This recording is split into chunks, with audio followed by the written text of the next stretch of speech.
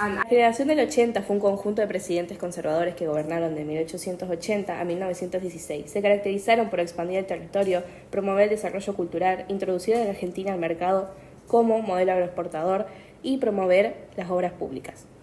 El primer presidente de esta generación fue Julio Argentino Roca, que gobernó de 1880 a 1886.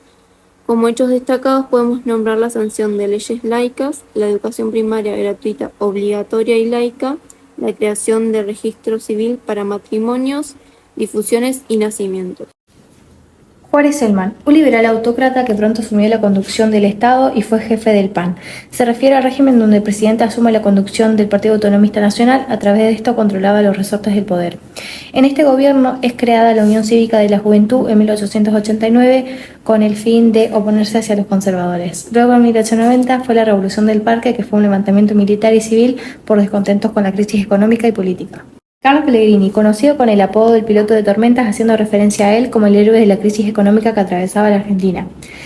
También está la formación de la Unión Cívica Radical, que nació en el año 1892 con gran influencia en la política argentina, que defendió por reformas políticas, sociales y económicas.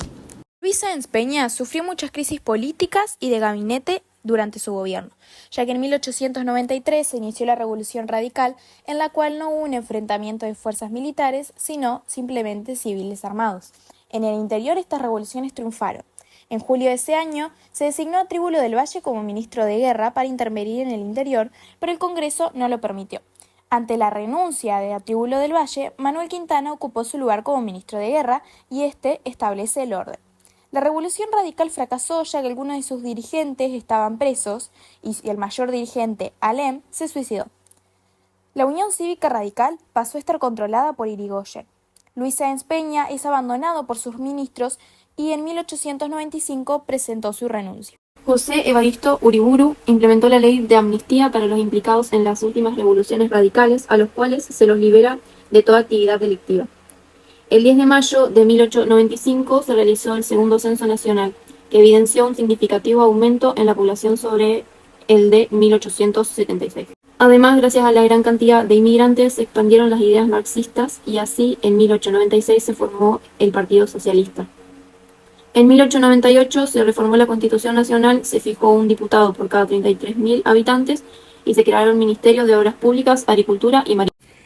Para 1898 vuelve al poder Julio Argentino Roca, quien en 1901 hizo obligatorio el servicio militar, firmó tratados de límites con Brasil y Chile, además de dirigir a Luis María Drago a redactar la doctrina de Drago, que estableció que ningún país extranjero podría utilizar la fuerza contra otra nación por el reclamo de una deuda. Manuel Quintana asumió en 1904, fue corto su mandato, pero en 1905 Hipólito Yrigoyen levantó una revolución con los radicales en contra de los gobiernos conservadores. Luego, el presidente es atentado y sufre un ataque que provoca su renuncia y más tarde su muerte. En 1911 se aprobaron leyes de enrolamiento general y padrón militar, seguidas por la Ley General de Elecciones en 1912, conocida como la Ley Sáenz Peña, que estableció el voto obligatorio y secreto. Estas reformas buscaron combatir las prácticas electorales corruptas y avanzar hacia una democratización en Argentina. Antes de estas reformas era común la compra de votos, pero la opinión pública recibió con entusiasmo los cambios propuestos. La reforma electoral fue precedida por un sistema uninominal que otorgaba poder a los pequeños punteros electorales.